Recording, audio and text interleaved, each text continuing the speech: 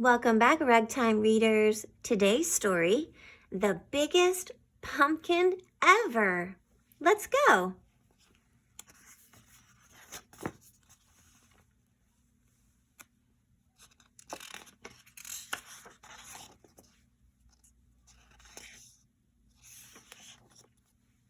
Once there were two mice who fell in love with the same pumpkin.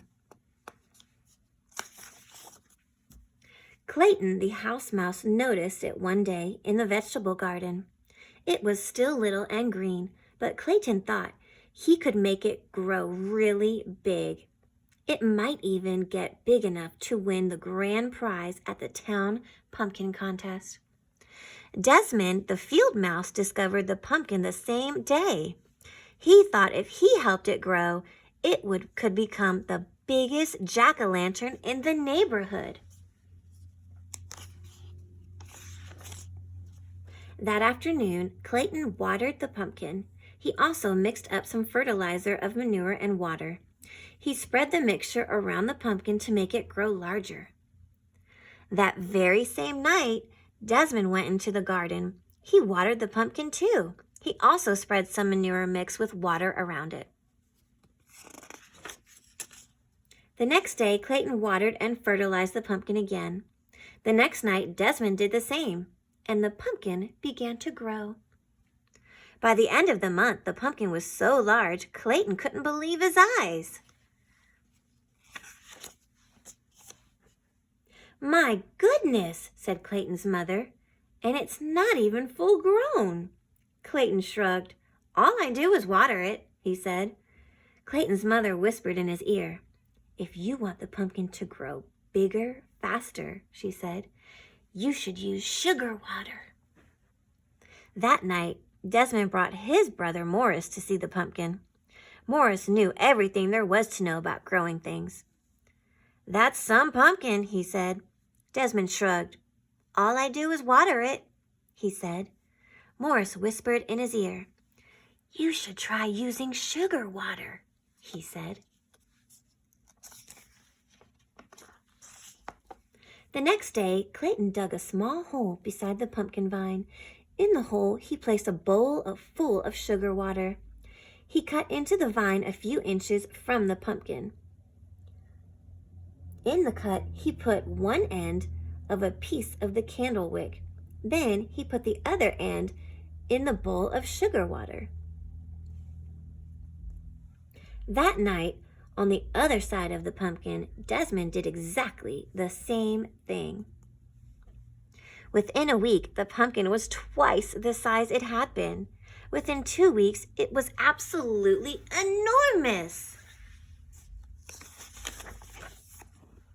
Clayton was amazed. He ran down the road and peeked into his friend Jimmy's pumpkin patch. The pumpkin Jimmy was growing for the contest looked much smaller. Clayton scratched his head. "I have an amazing pumpkin," he said out loud, "and I think I'm going to win the contest." That night, Desmond and his brother Morris spent a long time looking at the pumpkin. "How do you think it has got that big?" Desmond asked. Morris shrugged. "A little luck? A little skill?" "It's going to make some jack-o'-lantern," said Desmond. "It sure is," said Morris. A week later, Clayton noticed the pumpkin was bigger than the family car. During the day, everyone he knew came to admire it, and at night all the field mice gathered round to do the same. By now, summer was almost over. In a week, the pumpkin would be full grown and start turning yellowish and then orange. A few weeks after that, it would be ripe and ready for the pumpkin contest. Clayton could hardly wait. The pumpkin was growing so fast, it would soon be larger than his house. Then he had a terrible thought. If the pumpkin was so big, how would he get it to the contest? It wouldn't fit in his red wagon. It wouldn't even fit in a truck. Clayton decided to worry about this when the time came. That night, the weather grew colder. Thinking there might be an early frost, Clayton rushed out to the pumpkin with his blanket. One was not enough. Soon he was rushing back and forth, carrying all the blankets from the house. As he worked, he hummed a little song, and as he hummed, he heard someone else singing. He also began to realize that someone else was covering the pumpkin with blankets. Desmond, too, had seen the danger of an early frost. He, too, had brought blankets for the pumpkin, and as he worked, he sang a little song. And as he sang, he began to realize that someone else was working and humming. Clayton stopped humming. He put down his pile of blankets and peered around the corner of the pumpkin. Desmond stopped singing. He put down his blankets and peered around the corner of the pumpkin. The two of them bumped heads and fell down. "You've been feeding the pumpkin?" said Clayton. "You've been feeding the pumpkin?" said Desmond. "That's why it got so big," said Clayton. "That's why it got so big," said Desmond. They burst out laughing.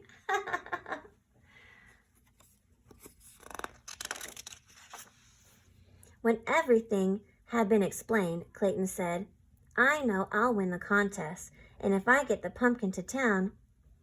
Desmond smiled. "I'll help you. Just let me carve the pumpkin into a jack-o'-lantern for Halloween when the contest is over."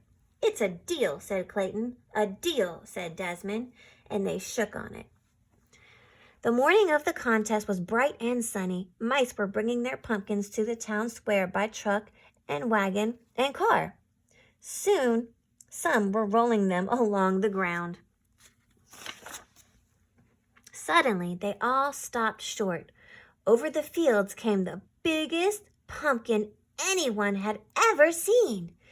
It was being pulled by 100 field mice on motorcycles. When the pumpkin reached town, it was too big for any of the streets. Clayton had to explain why they couldn't bring it into the square. The mayor understood at once. He led the crowd to the giant pumpkin and pinned the first prize ribbon on its side. Then everyone danced around it. "Who would have believed this?" said Clayton as he danced. "Who would have believed this?" said Desmond at the same moment. When the celebration was over, the 100 field mice pulled the pumpkin back to the field. The day before Halloween, they carved it into the best jack-o'-lantern ever. And on Halloween night, its wonderful smiling face could be seen glowing for miles around. The end. Don't forget to like, share, and subscribe to my channel.